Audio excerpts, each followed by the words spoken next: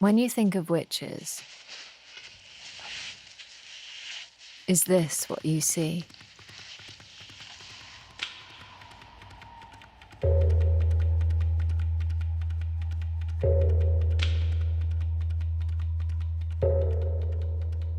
As a little girl, like so many little girls, I wanted to be a witch.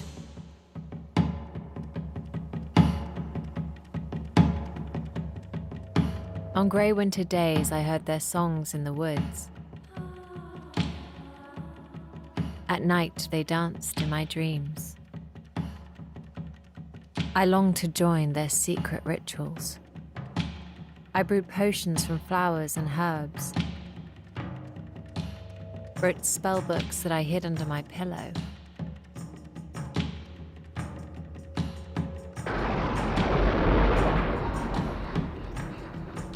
And I chanted my desires over and over again, trying to make something, anything happen in my quiet little world. I read books about witches. I saw them on TV. But most of all, I watched them at the cinema.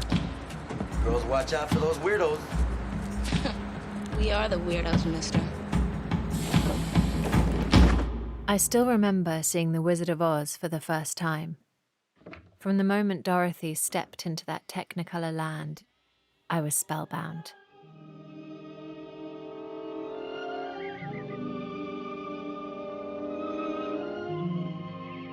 The Wizard of Oz showed me that there are two types of witches.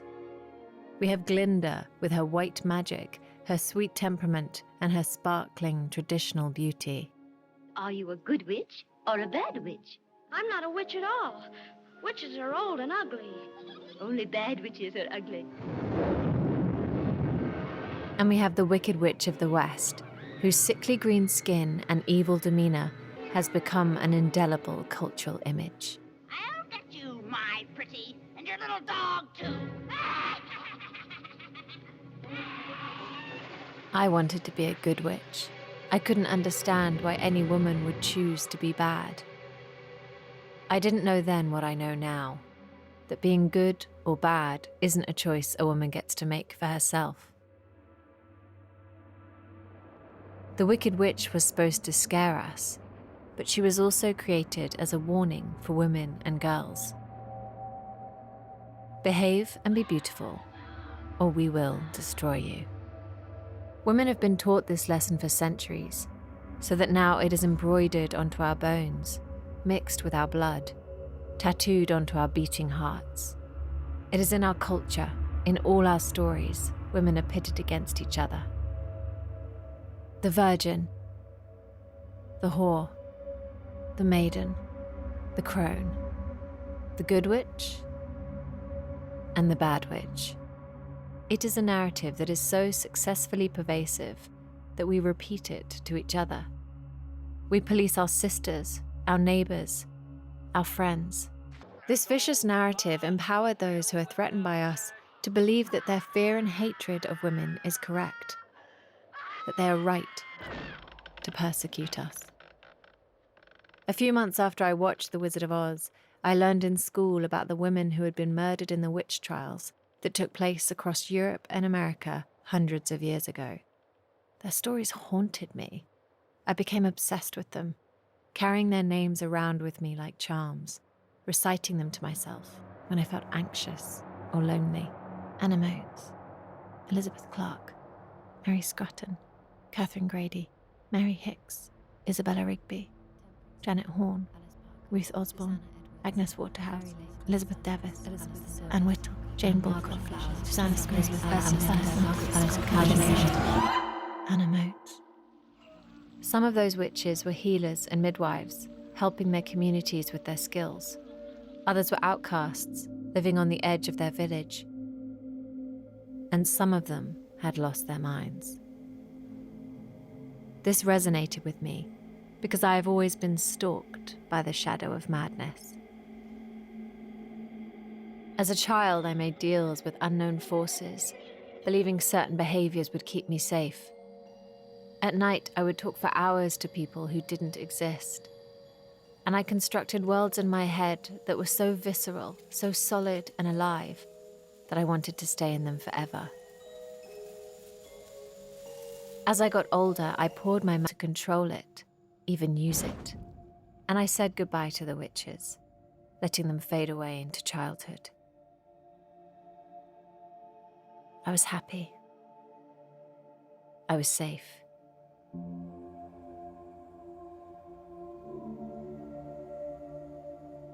But that was just an illusion.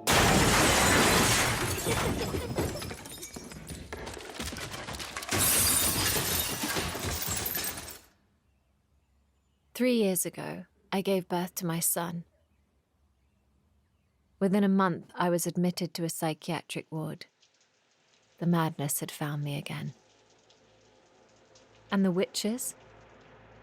They were so close now I could feel their breath on the back of my neck. As I shuffled from room to room, I caught glimpses of them, felt their bony hands on me when I lay awake at night. They sung to me from the sea, called me into the woods, inviting me to join them. Until eventually, I did.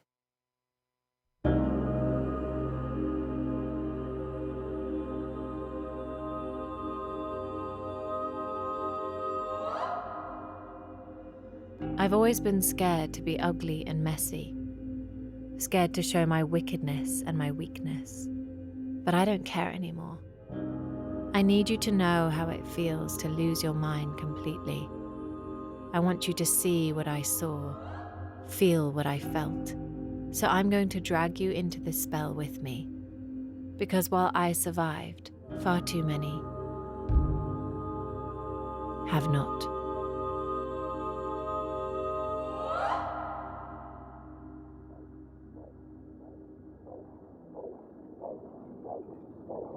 Pregnancy is a strange time, at once mundane yet wildly magical. And looking back, I can see that this was when the madness started crawling towards me. As my body rapidly transformed, the edges of reality began to blur. I no longer felt tied to the present, instead existing in some strange liminal space, connected to all the women throughout history who had made this journey before me. The doors to the past and the future were open, and I felt like I was walking between two worlds, asleep and awake. And no one had ever told me being pregnant could feel like this. Films had taught me I was supposed to be calm, pretty, soft, and pink. What is it? It moved. What moved?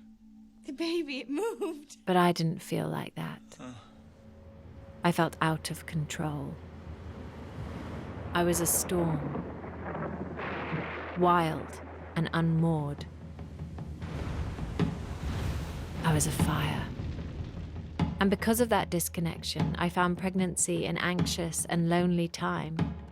I counted down the days till it would be over. I couldn't wait to hold my son in my arms, to feel his warm body on my skin. After his birth, I was elated. I was on a high. I couldn't sleep because I didn't need to sleep. I was too excited, too mad with love. But then, everything started to go wrong. What follows is my testimony.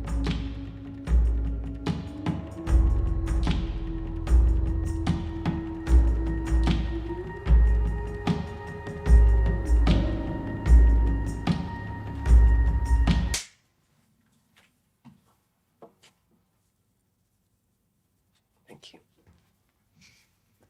Okay, so my son was born on a Wednesday in a heat wave. And by the Sunday night, I was starting to feel very strange. I remember my husband was holding our baby and he asked me to take him just for a minute. And I couldn't. He was standing in the living room.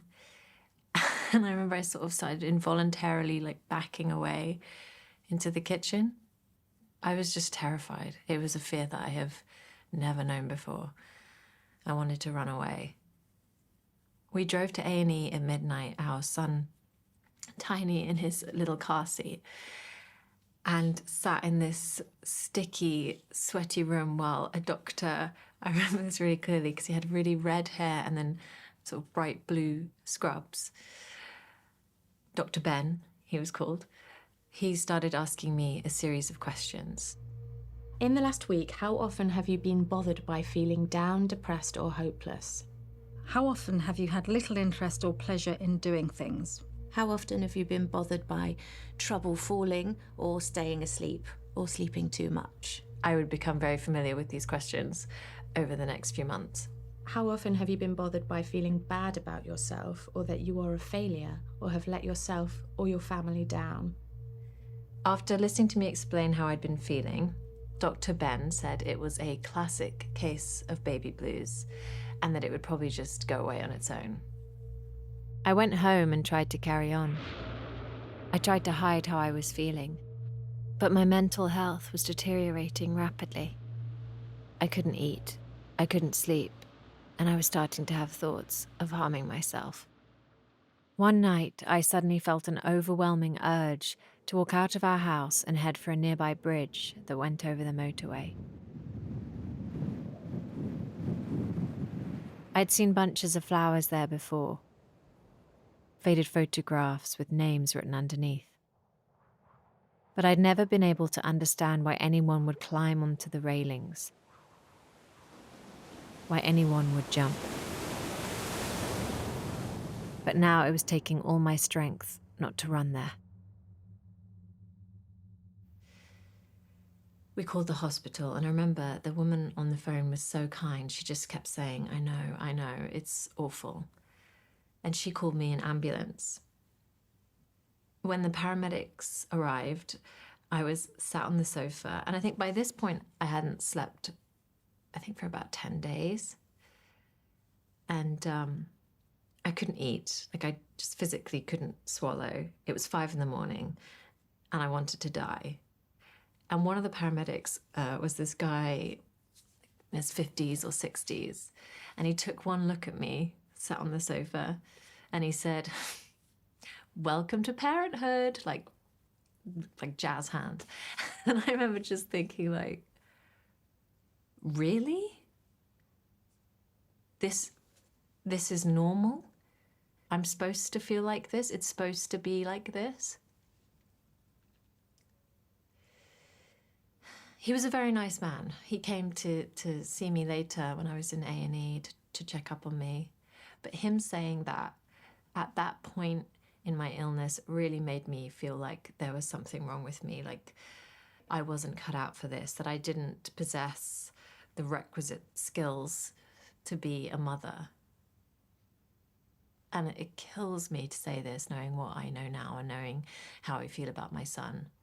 But from then on, I really started to feel like I'd made a mistake becoming a parent, and that everyone knew and everyone could see it. Because we all know what a mother is supposed to be like. A good mother is selfless, her entire identity consumed by her love for her child. She is immaculate. She is youthful, innocent, almost virginal in her purity. Her hair flows behind her as she walks through a field of wildflowers, breastfeeding her baby. She always smells of freshly baked bread. She wears long cotton dresses and no makeup. She glows with love from within. She never questions her life. She feels eternally blessed and complete. She has at least 3 children for whom she is the primary caregiver. She is thin, attractive, and stylish. She is never stressed, never angry. She overflows with compassion, joy, and endless emotional resources. She is a mother and nothing else, and that is more than enough for her. And she is happy. I was now surrounded by more like the character of Marlowe in Tully, a film I'd seen before but which had new resonance when I watched it again at 4 a.m. while trying to breastfeed. I was shocked by how much of it felt deeply, troublingly relatable. Marlowe seems to be trapped in her life with a newborn, repeating the same 3 hours over and over again, losing more of herself as every second ticks by until she is just a ghost who has forgotten who she once was. her old life gone forever. I'd finally found a woman who looked, behaved, and felt like me. But her story didn't end well.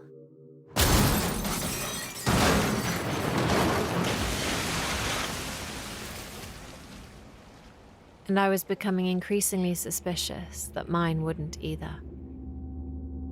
As the sun came up, I went back to the emergency room. I was prescribed medication to help me sleep, and I did sleep, and I started formula feeding, which definitely helped, although, also compounded my feelings of shame and guilt and that I wasn't an adequate mother. But that anxiety, that doom, just kept growing, and it was like this living, breathing terror. And we didn't know what to do. We didn't know what was wrong with me.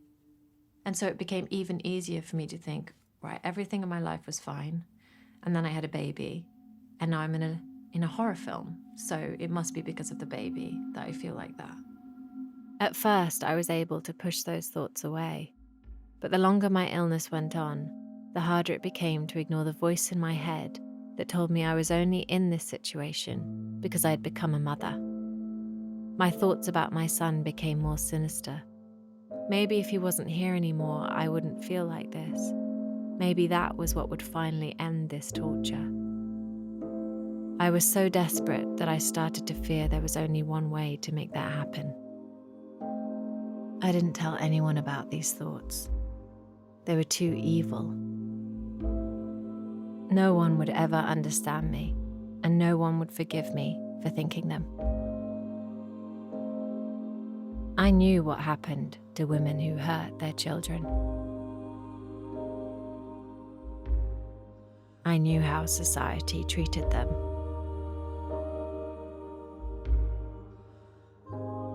So I didn't dare tell anyone. Not even the doctors.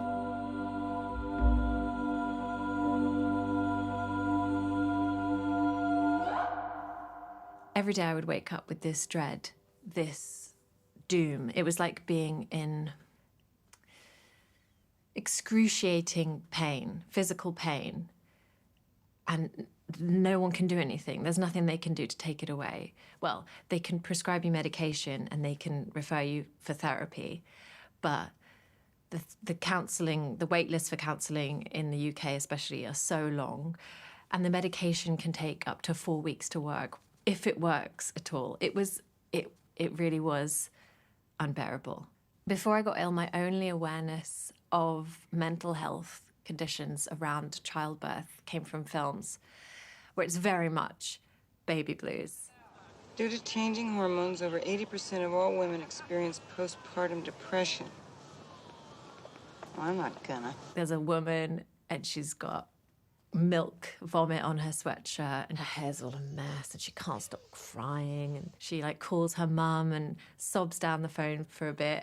There he is. And then in the next scene, she's buying shoes or something. It really was like living in a horror film. My house, this home that had once felt completely safe, was now the scariest place in the world. It was visceral. I could taste the evil in my mouth. I know that sounds dramatic, but I don't really know how else to explain it. And it did feel like I was possessed. Like there were two versions of me. Good me. I'm glad. And bad me. I can't exist by myself because I'm afraid of myself. Because I'm the maker of my own evil. It's the strangest feeling to exist in your life, in your world, and all the pieces of it are still there. Your home, your friends, your family, your partner, everything is still there. You can see it, you can touch it, but all of the color and the joy has just drained away. And things you never ever thought would happen to you are happening. These once unimaginable scenes that are just unfolding around you, and you feel so powerless because there's no way for you to stop it. My friends, my family, my husband, they all did their best to support me. But increasingly, I began to feel like I was a burden and that everyone would be better off without me, my son included. I thought that if I did die, if I did kill myself, they'd be sad, sure, but they'd probably also be like, oh, well, it's for the best. Yeah, it's for the best. I really, really believe that. I started thinking of ways I could do it. Not so much making plans, but definitely weighing up my options. And then I nearly stepped in front of a van, only stopping myself because I didn't want to do that to someone else. I was just scared to be alone. I was even more scared to be alone with my son because I didn't know what I might do to him. By now, my brain was playing a constant loop of hideous scenes. I saw myself smothering our son with a pillow, dropping him from a window on the 3rd floor, drowning him in the bathtub. And yet I loved him more than I'd ever loved anyone or anything. At night, I checked constantly that he was still breathing, watching his little chest rise and fall. When he wasn't in my arms, I missed him so much, my heart ached. For the first time in my life, I realized I could hold the good and the bad in my heart at the same time. I could feel both at once. That was terrifying. I felt so alone.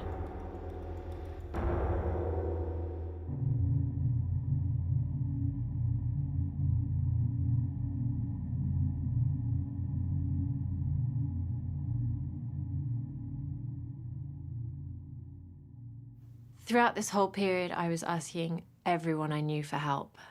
I was posting on Twitter, which sometimes I regret posting on Twitter when I wasn't like completely in my right mind. But still, I was posting on Twitter. I was messaging all the parents I knew. I was talking to women I'd never met before on the phone about it. I just wanted someone to say, look, this is the way out. This is how you get out of this. And then a friend put me in touch with a WhatsApp group of women who'd had similar illnesses. And that just changed everything. So my name's Shima Tariq, and I'm a doctor and researcher based at University College London, working in HIV, and I'm your friend. Can you just remind me of how we first met? So we met in summer of 2020, and you had just had Bertie. I think he was like, 2 weeks old, 3 weeks old? Yeah. And you joined this WhatsApp group, Motherly Love. Can you just introduce yourself for me? Of course. So my name is Millie, and I am a mum of 2, and I live in London. So Motherly Love is a peer support group for women who are struggling with motherhood and don't have a space to talk about the darker side of it. And we just started it as basically a cup of tea. Come and have a cup of tea and a biscuit with other women who don't feel that they belong within the normal baby group world. They got it, and they took me seriously, and whatever fucked up thoughts I was having, someone else had had them too, and they'd got through it. They'd survived. They'd been there. It became this vital source of hope and support and just knowledge, which didn't seem to be accessible anywhere else. No one talks about how hard it is. When I had our eldest, I was really unhappy in myself, but I loved being her mum. But what started to happen was I started to have maternal OCD, where I believed that I was going to hurt her. And it's such an uncomfortable thing to talk about, because every night I put her to bed, had these thoughts that I would sexually abuse my child. And saying those words out loud, I hardly ever say that to anybody, but it was the most frightening thing, and I never spoke to a single person about it. And I would self-harm because that was the only way to stop these thoughts. And I just lived with it. And it was just it was torture. Why do you think people don't talk about that stuff? Why do you think it is so hidden? People are scared. I think society is scared about engaging with these more difficult feelings around motherhood. We want to feel safe, don't we, with mothers? We like to think that mothers are the place of ultimate safety. And I think even when we're grown-ups, the idea that a mother might not like her child is actually deeply terrifying. It's a very primal fear about engaging with with that darker side. I was so scared to be honest with anyone about what was really going on in my head. I thought they'd take my son away from me. But after Millie, Shima, and the other women in the group began to tell me about their own experiences, it allowed me to finally be honest. And they didn't judge me. Instead, they responded with love and compassion. They made me realize how serious my illness was, and that this was a situation which could have potentially tragic outcomes. So when I told them I was once again feeling suicidal, they sprang into action. Do you remember that day that you came to my house? Yeah, I do, very vividly, partly because my husband was worried. He was like, you're going to go and just meet a stranger who you just, know nothing about, who says that she's really, really struggling. And what are you going to do? I was like, I'm going to pick her up and drive her to A&E. I was worried about you. I mean, I'd been worried about you for a few weeks, actually. And I was anxious about whether you'd get taken seriously. So I remember in that drive almost trying to coach you because I just wanted you to get the help that I thought you needed. At the door to the hospital, Shima said to me, "You need to tell them everything." And there was an understanding between us of what that meant. She told me that was the only way to activate the next level of care. I had tried so many times to get help, but it wasn't until Shima said that to me that I felt brave enough to tell the doctors about the thoughts I was having. And when I did, they listened. You help so many people. I see you do it all the time, and you help me. You saved my life. That group saved my life. Thank you. Thank you so much. But isn't it sad? It's so sad, I think, to think about our circumstances and how we met, and that it took effectively a random stranger to be the person to advocate for you, to say, this is what you need to do, and for Shima and I to be on the phone to one another saying, we need to get her to hospital now. Why is that down to average people doing that? Because if I didn't exist, that group didn't exist, who was going to do it? And that's just so, so sad. Because there must be so many other women who are going to slip through the net. This is really tragic. 2 days after Shima drove me to the emergency room for that fourth and final time, I was admitted to a mother and baby unit, which is a psychiatric ward for new mothers, where their babies stay with them in hospital.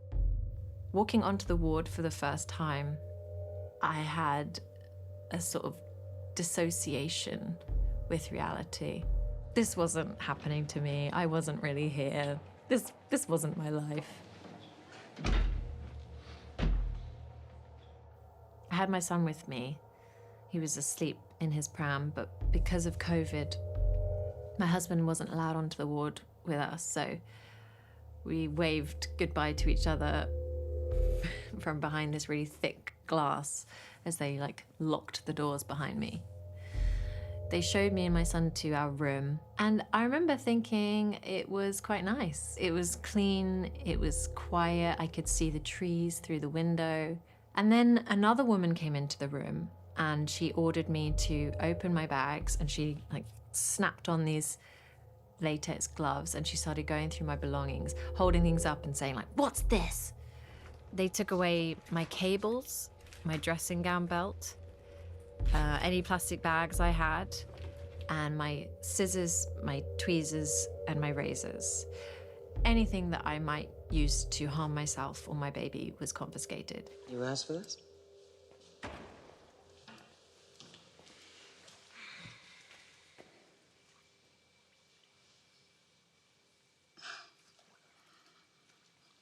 Are you gonna watch? Afraid so. That's why there's so many fuzzy-legged women around here. And then they left me in a room alone with my baby. And I freaked out because by this point, my greatest fear was to be left alone in a room with my son. The reason mother and baby units encourage their patients to have their child stay with them on the ward is so that they can bond while the mother's being treated. This greatly increases their chance of recovery, which is wonderful. Unfortunately, most of the patients on those wards are having very negative thoughts and feelings about their babies. So most women do freak out at this point, the way I did. There's been some kind of mistake. I'm not supposed to be in here. After that, a member of staff sat at the door to my room, which was wide open, by the way, and they watched me. Every 15 minutes, someone would look through your door and write down whatever you were doing, 24 hours a day. So in the middle of the night, you'd have this bright light shining on you, and they'd be like, "What's she doing?" "Oh, she's sleeping." Someone I'd never met before watching me wash, eat, talk on the phone. Hi, my name is Sawyer Valentini. I am at Highland Creek Behavioral Health Facility. I am being held here against my will. Please, send help. Do you know how many calls the cops get like that every week? Those are from crazy people. They watched it all and they wrote it all down. I immediately felt like I'd made a mistake and tried to bargain my way out. I told them I didn't need to be there, that actually going home would be the best thing for me, that I wasn't really that ill. They told me I was wrong, that I definitely needed to be there, and that if I tried to leave, they would section me under the Mental Health Act, meaning I would be detained against my will, my rights stripped away. The reality of my situation hit me then. In only a month, I had become so unwell that I was now trapped on a locked ward, trying to convince a stranger that I wasn't mad, when I knew in my heart that I was mad. And for the first time, I thought, I might never get out of here. I felt like a prisoner. We couldn't go into each other's rooms or touch each other's babies. When we were finally allowed outside, we weren't allowed to meet up with another patient. We were given our pills in one of those little paper cups. And I remember thinking, oh, this is like those little paper cups in films. And then I met the other patients. They had wild eyes, stained clothing. They shuffled around in their slippers. Some of them were crying, others glared, angry, but most of them just looked scared and lost. Now I was surrounded by witches. They looked in at me through the window. They whispered to each other outside my room. They swayed in the shadows, waiting. At dinner time, I sat down at a table, and a woman I'd never seen before came and sat down next to me. Hi, I'm Emily. We were soon joined by another woman. Hi, I'm Jude. I felt an immediate connection to Emily and Jude as they told me their stories. I had had months of feeling progressively worse. There was one specific day I'd asked my friend, who is an A&E nurse actually, to meet me in the park, and I just said to her, I don't recognise myself. I looked in the mirror and I don't recognise who I am. She said, I'm going to take you home now, and I really think we need to step this up, because if someone presented to me in A&E like this, I would immediately call the psychiatric team. What do you mean you didn't recognise yourself? I looked in the mirror and it wasn't me anymore. I saw a person, but I felt so disconnected to that person.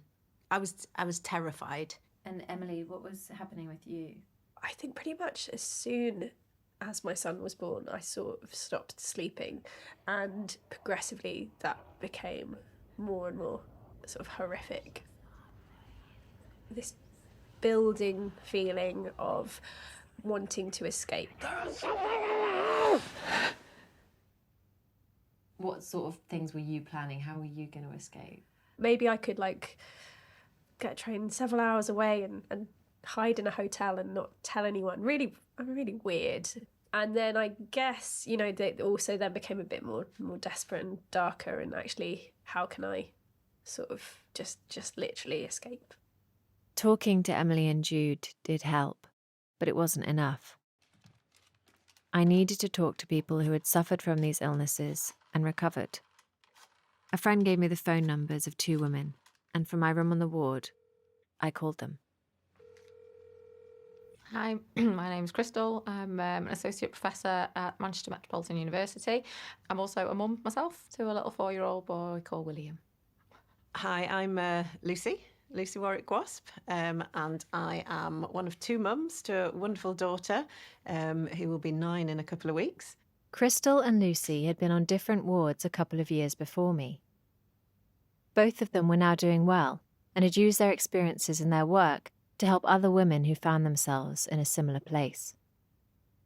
Another person I spoke to was Sophia, who has never been in a mother and baby unit, but has had experience of postpartum depression and anxiety. She reached out to me when she heard I was in the ward and was so kind and understanding. I felt very close to her. I'm Sophia Di Martino, and I'm an actor. And do you have children? Yeah, 2. I asked these women to tell me about their experiences, hoping I could use their stories of recovery as a kind of spell book to help me find a way through the storm. So, can you just tell me, how did your feelings of anxiety and depression, how did they first sort of manifest? I was really loved up at the beginning after giving birth until my husband went back to work. And when it was just me responsible for the child, things just nosedived really, really quickly. I experienced a very long labour, so I was kind of left quite traumatised, really, after that. And this then kind of continued, and I do remember speaking to my GP quite early on, I was crying a lot. I was still probably in shock. I think what she was trying to do was ascertain whether or not I was experiencing postpartum psychosis, which I wasn't, but then everything else just kind of got missed. Looking back, it was postnatal depression and anxiety, but it started off as like a chronic insomnia. I thought I was going to die. I remember asking the midwife, how much no sleep does it take to kill a person? Like, can you die from having no sleep? And she was like, no, of course not. Of course you can't die from having no sleep. But I think you actually probably can, because I felt my body, like, giving up. I couldn't work anything out. I couldn't work out when I remember lining up my glasses in the morning thinking, if I put them there, then I'll remember to put them on. Everything becomes like, how do I navigate my home with a baby as well? And I couldn't quite work it out. I had this sort of heartbreak when my second child was born, because I loved my baby so much, of course, but I realised that I couldn't be with my first child as much, just me and him. And I was just heartbroken. And the reality of being in the hospital and away from him for a few days just broke my heart. And I was just, I was desperate to not be on my own with him, so I'd be like driving to my friends and, just at a friend's house for a few hours just so that I wouldn't be on my own, and thinking desperately how I was going to feel each day. But it just spiralled and got worse and worse and worse until I was admitted to a mother and baby unit. The other women on the ward were all fellow sufferers of perinatal mental health issues. Some had been there for months already. Some had even given birth while they were staying on the ward. Most of them had anxiety and depression like me, but some women had psychosis.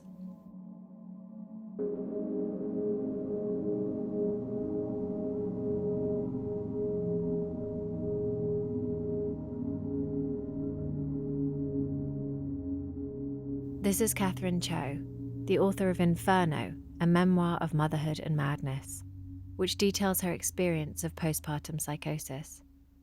Catherine wasn't on the ward with me, but she and her book have helped me to better understand these illnesses.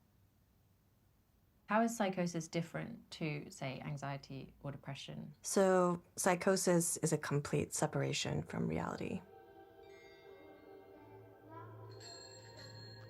The wall between what your brain is experiencing and all the memories and the subconscious is broken. And genuinely, it felt like everything I'd ever experienced, read about, or known was being processed at the same time.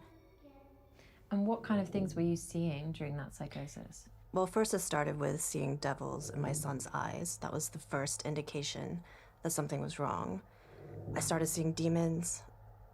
I heard the voice of God talking to me. I saw a lot of figures. I felt them as well, which is kind of terrifying. You could feel people brush past you. Food that was given to me looked like flesh, and I could see people preparing the flesh and bringing it to me.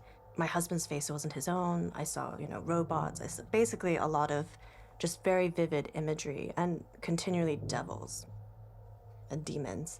The nurses looked like devils to me. I could feel them kind of pulling at me, tearing at me, even though I know now that that wasn't happening. My husband took me to A&E when he realized I was not well. I thought we were in purgatory, and I could see people pushing like microphones and lights and screens and kind of laughing like, this is really funny. And I was trying to convince him that we were on a film set, that we were in purgatory, and that we needed to exit. And he was just like, let's be quiet.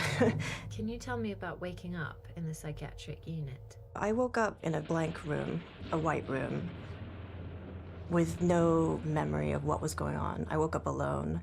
This was after 4 days of psychosis, and eventually, by the time I'd been brought to the ward, I had stripped off all my clothes and I urinated on the floor. And they left me in there to kind of wake up after sedating me. It felt like I was in a film, like that kind of moment of where am I, what had happened. And there was really nothing for me to do except to get out of the bed, put on some clothes, and step outside, which is what I did. Catherine became unwell during a trip to America and didn't have access to a specialist mother and baby unit like I did.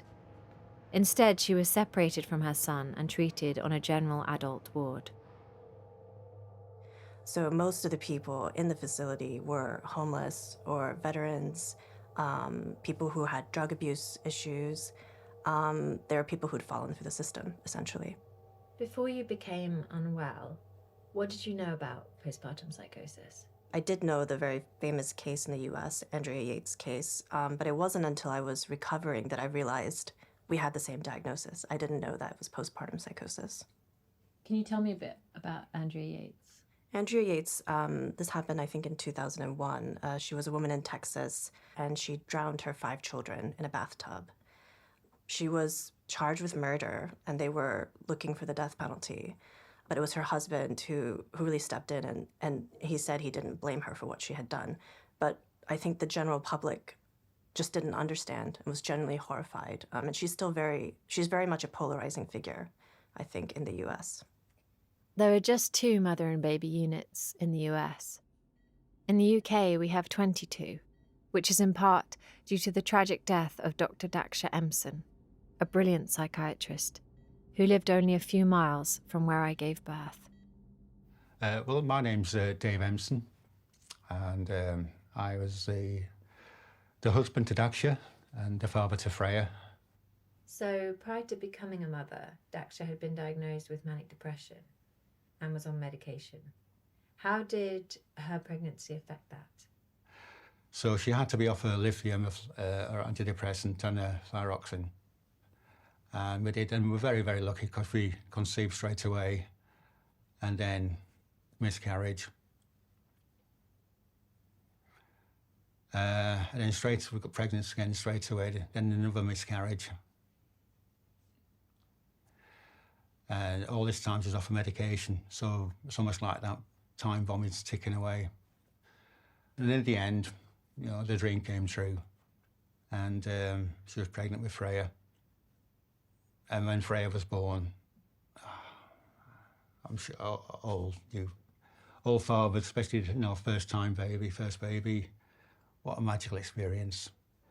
Daksha was keen to breastfeed, so the couple agreed, along with her psychiatrist, that she could stay off her medication for a further 3 months. We discussed her medication, her signs, her illness, before she got pregnant, during and afterwards, on a daily basis. But it was that last week that I realised it was 3 months now she's been breastfeeding, and she's obviously been off her medication and had 3 miscarriages before that. So I did mention to her that, you know, it was probably time to go on medication, eh? And she didn't want to. Daksha was suffering from postpartum psychosis, but no one around her knew. She was scared that if she told anyone, then Freya would be taken away from her. And she was afraid of being stigmatized by her colleagues if she told her psychiatrist the truth. The day Daksha and Freya died, Dave had been at work. As I got to the front door, there was a very, very strong smell. So I got into the kitchen and Freya's pram was there, but she wasn't in the pram. There was something on the table. There was a A4 piece of paper. Picked up the note and I just read the first word. And then I knew what that smell was. The day before Daksha killed herself and Freya, Dave had taken this photo of them. She was brilliant at hiding her feelings. So the photograph that I took, big smiling face, she'd already planned it.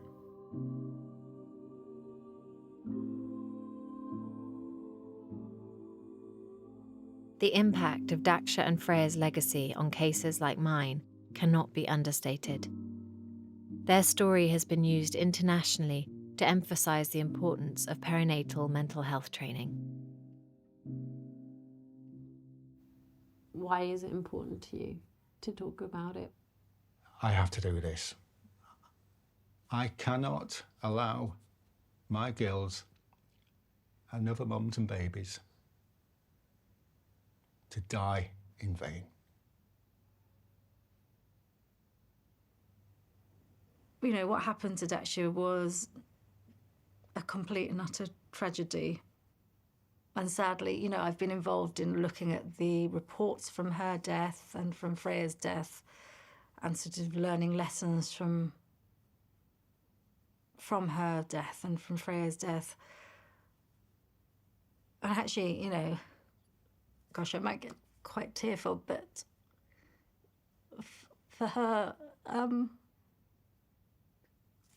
sorry. That really shocked the medical world when it happened, that a doctor, a very gifted doctor, took her own life. And it made it very clear to people that organise services, etc., that there is a difference between the way psychosis presents in the normal population and how it presents in the postnatal population. The condition comes on faster, presentations can change within minutes, whereas in the general population it could take weeks to months to see the same changes. It's considered a psychiatric emergency, and we don't have many of them. As the years go on, I sort of often think what state of mind she must have been in to have been so psychotic. I don't know I have no idea what was going on in her head. No one will know. Her husband won't know, nobody will know. But to have got to that point of psychosis where that was the exit route, whether it was through the psychosis, she thought she was saving herself and Freya, I don't know. I don't know. It has been over 20 years since Daksha and Freya died, but what happened to them is still happening. So in 2000, one of the factors that shocked the UK and, you know, more globally was the fact that suicide was the leading cause of death in the pregnancy period and just afterwards. And in November last year, 2022, we had the latest triennial report, and guess what? Suicide is still a leading cause of maternal death in the UK. So nothing has changed. In fact, the awful statistic from last year is that the rates of suicide have actually gone up. Even with the expansion of services, there are gaps in women coming through the door in the first place. You've got all these women who wouldn't even dare tell their GP or their midwife or their social worker or whoever it is that they're suffering because they're worried what might happen. One of the most common things that we get in our service is, oh, I was worried that if my GP referred to you that you'd take my baby away.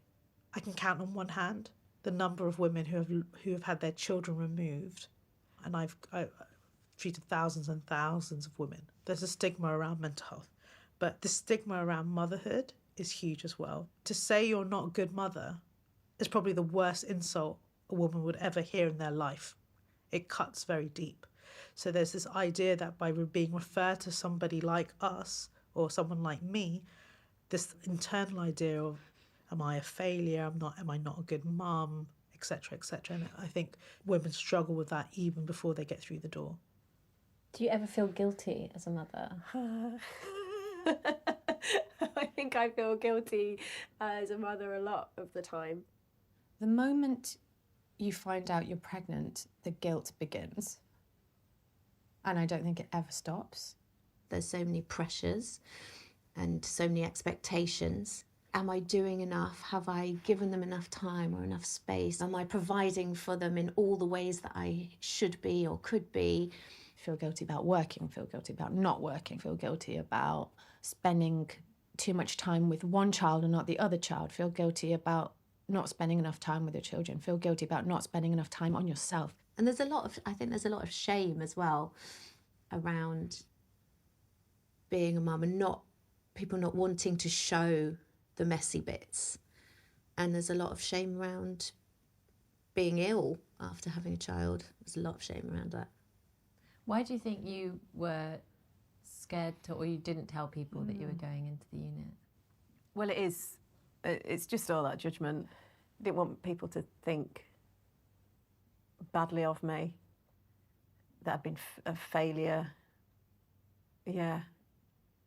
And I do remember there's two other women who had babies that were same age as our daughter, and one of them had friends visit and things. I was like, God, that's brave. Hi. I hid from my friends. So I remember in the mother and baby unit, my friends turned up, just come to see me, nice thing, and I was just like, I can't see them because I just didn't feel like me anymore. What am I going to say to them, when they're sat there? Like, I can't make small talk because, they've come to see their friend and their friend's gone.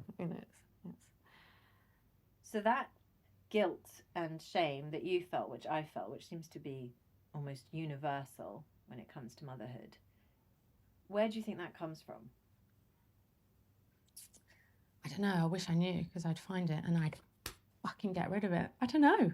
It just must be a subconscious societal thing that is drip-fed into us since being born. I don't know. Do you know? Maybe women don't want to talk about the dark thoughts and feelings we have because we don't want to be the wicked witch. Or maybe it goes back even further, to the women who were accused as witches hundreds of years ago. The ones I read about in school, the women whose names went round and round my head.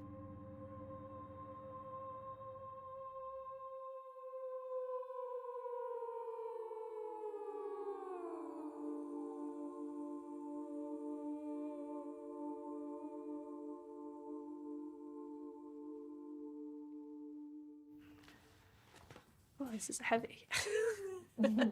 So these are testimonies of women who confessed to being witches in the 15th and 16th century. Wow. Okay, and just read them one by one. Okay.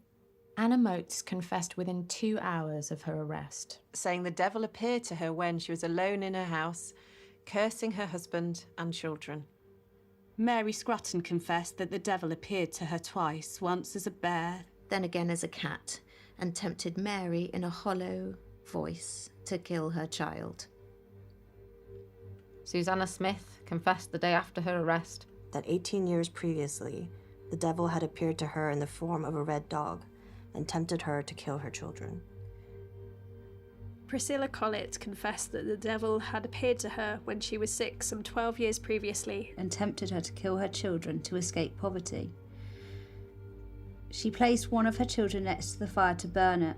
Fortunately, another child pulled the baby away from the fire.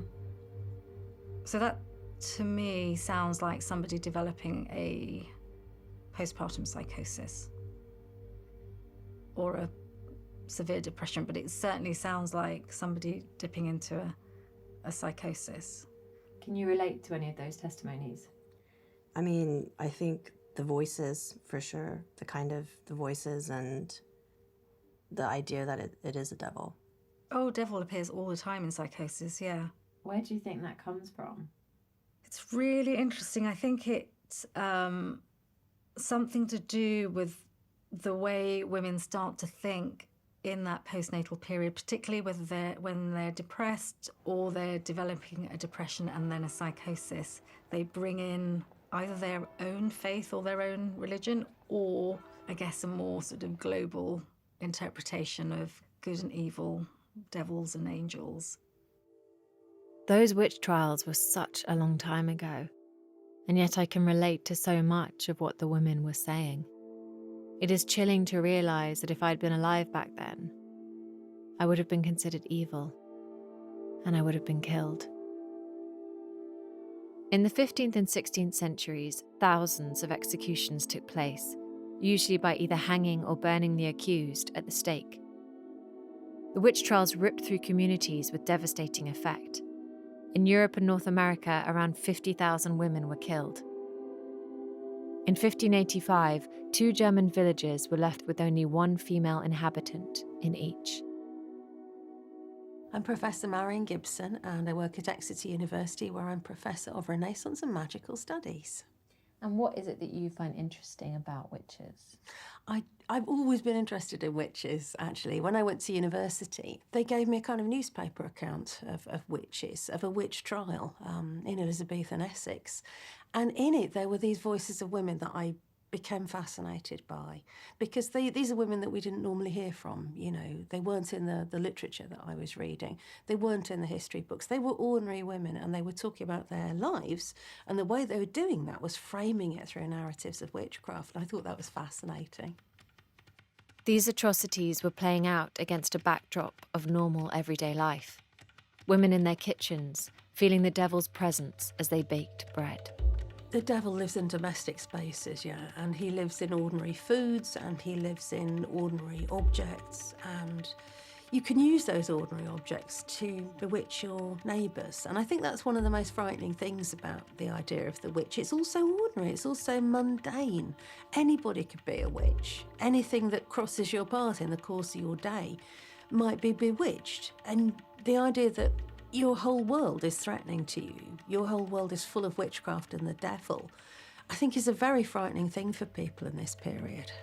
Many of the women accused as witches were people who lived outside of the established norms, who dared to rebel. Even back then, the witch was the stereotypical opposite of the good mother, the good wife. She was the woman who was trying to act independently of male control. Witchcraft trials are all about power and control. They're about controlling women, they're about controlling people generally. They're about telling you what to believe and making you affirm that you believe it. So they're a control mechanism. So a woman is accused of being a witch. What happens next? They would have been questioned by the magistrate, and then they'd have been put in a cart and taken off to the nearest prison, and then they would have waited there in the jail conditions, which were horrible, until the criminal court was convened, and that could be months. And then they'd be brought into the courts in a public setting where everybody was angry and chatting, and, you know, there's a kind of whirl of activity. Questioned by the judge very briefly, asked to say something about their situation. I know nothing of witchcraft. Then judged by the jury. Most trials took about 10 minutes, if that, which is astonishing, isn't it? You have absolutely no time to think. And then you're judged, and then you're taken away, and you could be hanged. And how did they torture the women? Torture was officially banned against witches or anybody else in England. It was reserved for state crimes, things like treason. So those women whose testimonies I showed you, they confessed without torture? Yes. they do seem to have confessed voluntarily. And nobody's ever really been able to explain that. And would they have known what would happen to them if they confessed? Would they have known that they would die? Yes, they would have seen it in their communities. So they did know. I think there's good evidence that they had quite a lot of experience of what happened to witches, particularly when you get on to, say, the Matthew Hopkins trials in the 1640s. You know, by then, witchcraft has been illegal for 80 years. There's 80 years of people being hanged for this crime. But nevertheless, people carry on confessing, which is very difficult to explain unless you think there are other factors involved. One thing I would say from these questions, though, is, you know what I just read? Like, the way I felt if there wasn't something where, like, perinatal mental health was a thing that I knew about and I was in a mother and baby unit, if somebody had, I would have confessed to being a witch. If that was the social narrative, that if you think X, Y, and Z, you're a witch, I'd have confessed. I would have done it, you know. Oh, sorry. That's all right. Oh. Because, yeah, you feel so... You're desperate for an explanation. And I think that I would have gone for that. Yeah, and would you have also been happy dying as well? Yeah. Yeah. I can fully relate to that feeling of choosing to be hanged versus carrying on in a really terrible reality. It was a form of torture. To be a prisoner in your mind is a form of torture. It was not a way to live. I would have voluntarily confessed too. But it has been 400 years. Why do women still feel like this? Why are suicide rates increasing? Why is there still so little awareness, knowledge, and support around these illnesses? If I'd been pregnant in that time, who would have treated me? You'd have gone to your neighbour because you knew they'd had children before, and you'd say to them, could you maybe come and look after me during my pregnancy? And then you would say to them, can you act as a midwife as well? But basically, it would be a neighbour. It would be an elderly female neighbour who had done all of this before. Women used to be the main healers. We were doctors without degrees, learning anecdotally, passing on our knowledge to the next generation.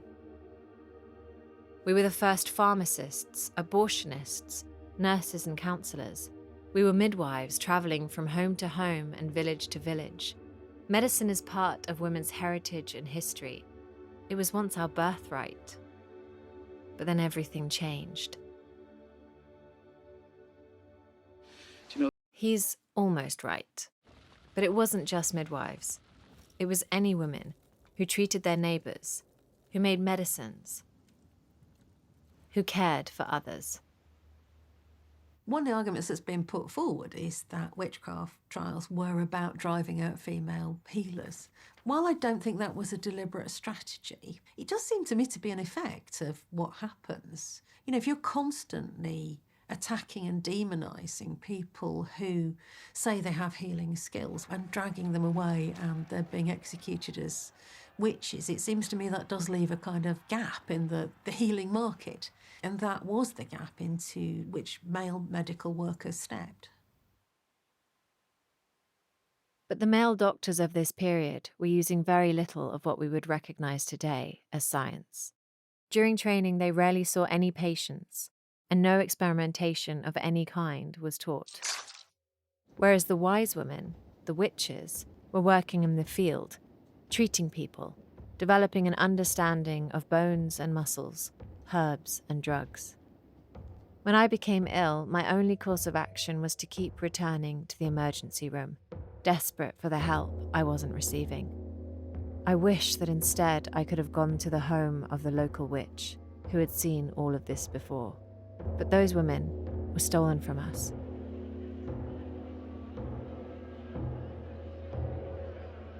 Taken from their homes.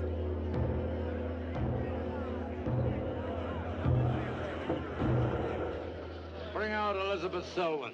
They were vilified, derided, called crones and hags. Condemned for all eternity to be dismissed as old wives or spectres of doom. To scare little children and warn women to never grow old, to never behave badly.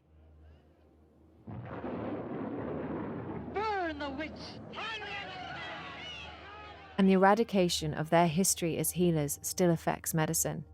Gender bias in medical knowledge, research, and practice is deeply ingrained.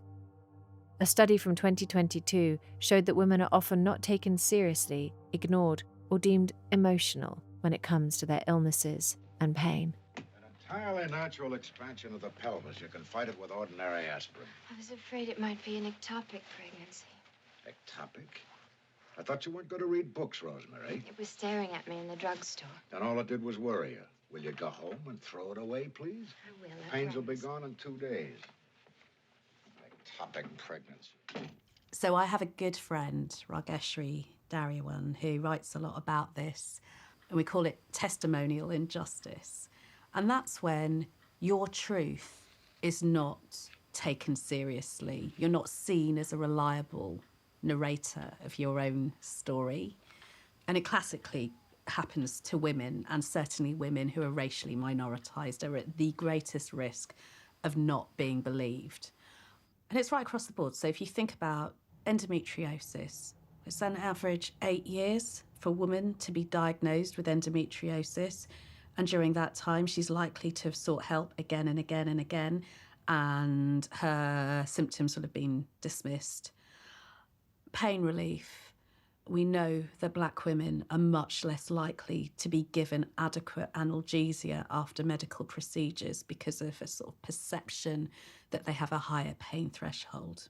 Me going in and saying numerous times, I'm struggling, I'm depressed, I'm clinical, and I'm telling you with my experience as a doctor that I've got severe postnatal depression and anxiety and I need help. For that to just be minimised. We have known for years that Black and Asian women are more likely to die in childbirth.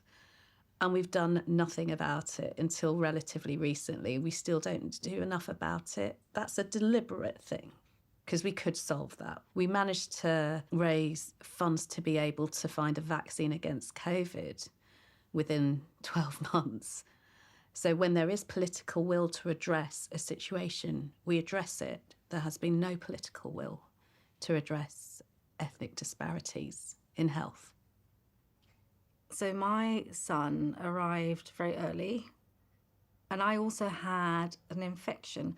But I was told, don't worry, and it would all go away. But actually it didn't go away. I gradually, over the next sort of 48 hours, became more and more delirious. I remember walking through the kitchen and seeing loads of shiny knives and having a thought back to Daksha Empson, thinking, God, is that what went through Daksha's mind?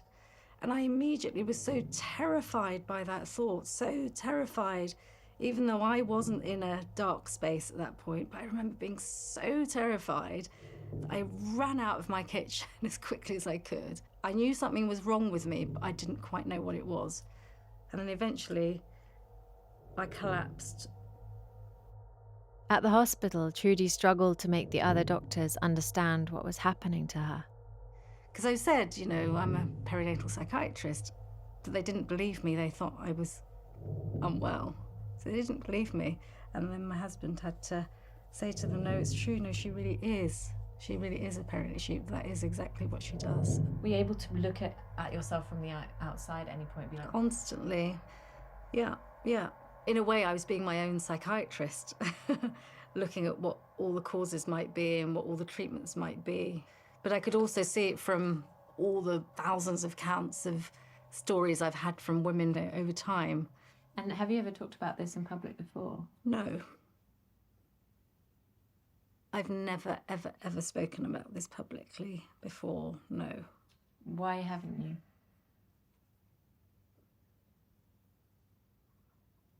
I think you have to be ready to tell your own story, actually, at the right time, to the right people. Even being a perinatal psychiatrist, it took me years to accept that it had also been a full-blown psychosis, or that it had dipped into a psychosis. And that stigma.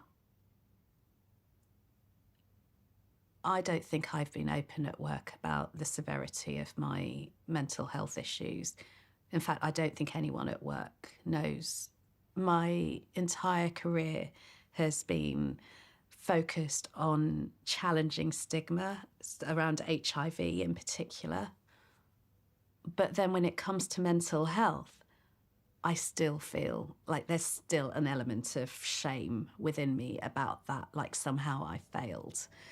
My brain or my mind wasn't strong enough to cope with this, so this is my fault. Executing women as witches was a way of cleansing communities of women who were mentally unwell, who didn't fit in, or who knew too much and had too much power. And their murders still reverberate throughout our society. Witch. Women are scared of being judged, scared to talk about our dark thoughts, our rage, our madness. I think the witch trials do leave a tremendous legacy of guilt and shame and silence, the silencing of women's voices, the silencing of women's experiences. It may all seem a very long time ago, but it's so persistent. You know, I've looked back at witch trials over 7 centuries, and I can't help thinking that we see the same thing again and again and again. And as a female historian, that really resonates with me. You know, I feel those emotions the same as those women did in history. And I think that's really powerful. I think we should be telling this story. The witch trials leave behind them this tremendous legacy of women feeling they can't talk about things that happen to them, of women feeling things are their fault, of women feeling disempowered and that they are the enemy somehow in society. The whole thing is just this enormous ball of guilt and shame and misery and difficulty and horror and anxiety, isn't it? Oh God, I'm wrong. It's that, isn't it? We all feel it. Yeah.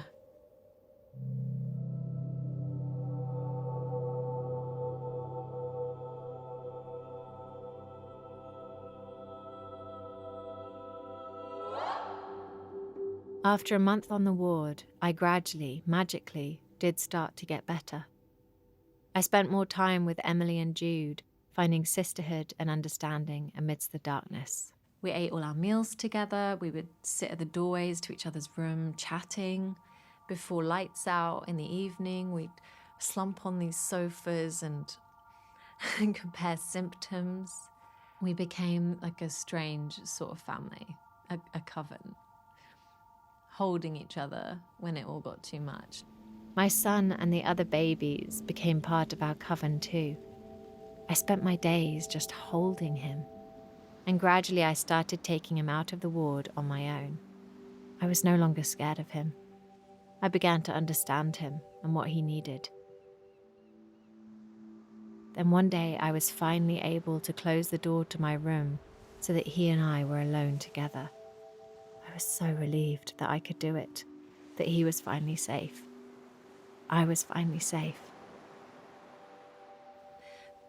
Being released from a psychiatric ward is as weird as going into one. They don't wait until you're 100% better.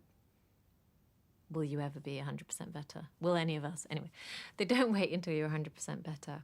But instead, they wait until they know that you can cope with being at home. And it's very gradual. So I started going home for the afternoon. And then I would go home for the whole day. And then overnight. After one of my overnights, Emily told me that she'd heard a nurse saying that they thought I would be going home for good soon. And I was really scared because I didn't think I was ready. The staff told me to try going home for the weekend. Oh, fine. Thanks. Right over there. My husband, Jeremy, came and picked us up. And he'd bought all my favourite food. And he was just trying so hard to make it really nice and comfortable. And I was really touched, but I remember also feeling really scared that I wouldn't be able to do it, that I wouldn't be able to cope, and that I would let him down. But then the next morning, I woke up and everything was okay. And I just remember crying with relief. Because I knew that whatever happened, we'd got through this. The darkness had lifted. I think the time when we couldn't stop laughing. That first time when we laughed, like proper belly laugh, we were crying laughing. I was like, oh, I can feel again. I don't feel like I'm behind a glass wall. Just getting like a hug from another woman, like a long hug. Like you're a kid, like you're a little girl. Just having someone hug you and be like, you're gonna be okay. You're gonna get through this and you're gonna be okay. And just like hold you, because you're doing all the holding when you become a mother. You're doing so much holding. Having someone hold you and just, I'm so lucky to have my mum just do that for me. In what ways do you feel like your illness and that experience changed you? It was absolutely my lowest I've ever been. And I've had some lows.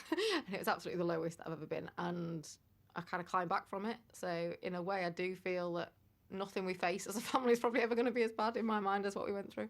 Yeah, I think I am more grateful now for small things and for my family and for moments, and kind of I feel so lucky to have had the help and to have got better and had some amazing times with my family.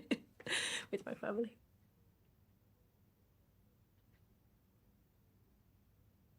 Before I had kids, I always used to think, why would you have mum friends? I won't have mum friends. I'll just keep my own friends. I don't need new friends. Oh, it'll be so boring. And then I had children, and then I had a breakdown.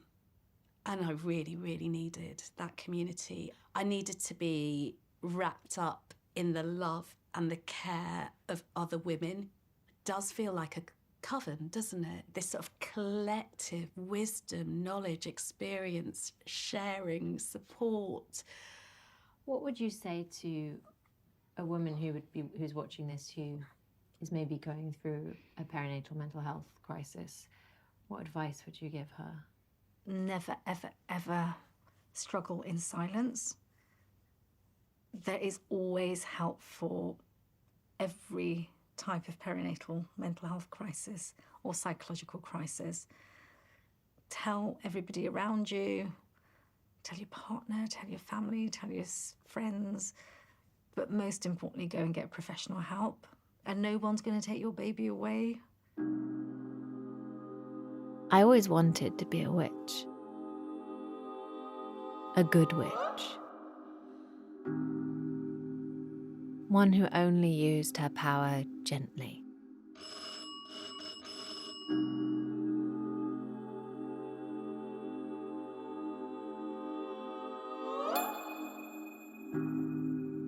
But now I know that good witches are prisoners too. They have to suppress their power. You know, I lighted it with a match, Wally. From now on, I'm going to be just a simple, helpful wife. Or give it up. They must stay young and beautiful. They cannot stray from the path. I see now that their magic is meaningless, nothing more than a trick. Thank you. I would much rather be a bad witch. My mental health is now stable, although I've been told I should probably stay on medication for the rest of my life. I see the world in a different way now. How fragile our minds are, how easily our reality can be shattered. I know now that not everything is as it seems.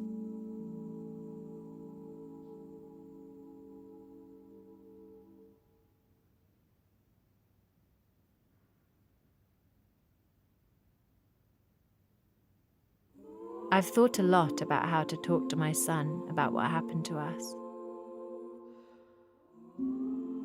About how he was pulled into my darkness, my madness, my horror. I don't want him to feel bad about that. My son is 2.5 now, and I'm completely obsessed with him. It's my favorite person in the whole world. And while there are a lot of people to thank for my recovery, it was my son who saved my life. He gave me love and focus and a reason to keep going. And he was there with me every day on the ward.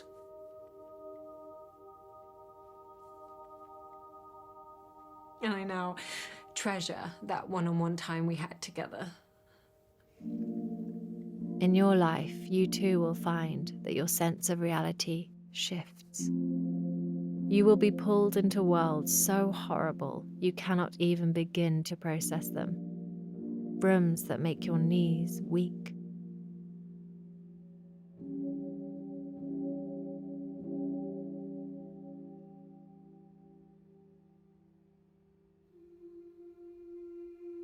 Madness and darkness, horror and pain are always here waiting. They will come for us all. But then so will joy, beauty, love, and magic. Every woman is a witch, and every witch needs a coven. Now, what do you want to ask me? All right, thank you. Can we cut?